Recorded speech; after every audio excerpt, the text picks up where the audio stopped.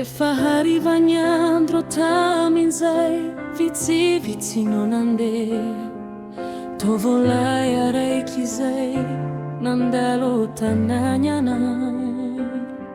Valizy hela andrainy aingahainga izy zay, magnano dia maika arahina hazakazaka. Nantsovako mba hanontaniako namaly izy miragna, tsy afaka hidrano nazatia, mbola ho lavitra nidia ka niala tsigny hoe azafady zala fa tsy afaka niandry e, nialimike troka tetezeko zaho maika, tsy anarono tsy nampandroso zaho te ho tonga, fefa mandignana agny zay malalako. Miala tsiny zalahy fa mbola ho avitra handehana, sofirano mbô tsy azo tsampôviny nalavana. Tsy fomba kokoa ny mandaigna fotoagna, fefa mandignana agny zay malalako.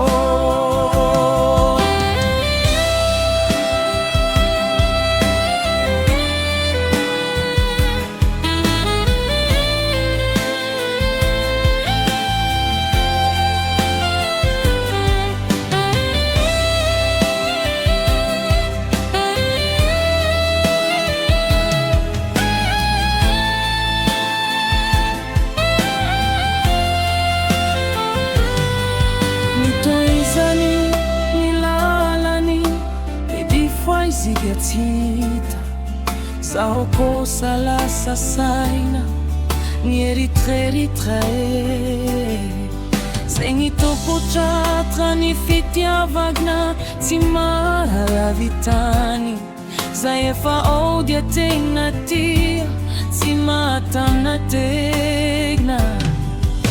Oviana vombo hisy karaha zegny amina, zaho efa zatra tokana, zaho zegny lany fagnay. Oviana vombo avy ny anjarako ambiavy, izaho tokana mila namagna omba oviana. Atramizay zalany fokomblola mandry e, fananambady aby rizoky siry zandry e, zaho raiky tavela mipetraka amorondalagna, mandigny ampagnontany amoha ny fitiavagna. Atramizay zalany fokomblola mandry e, fananambady aby rizoky siry zandry e,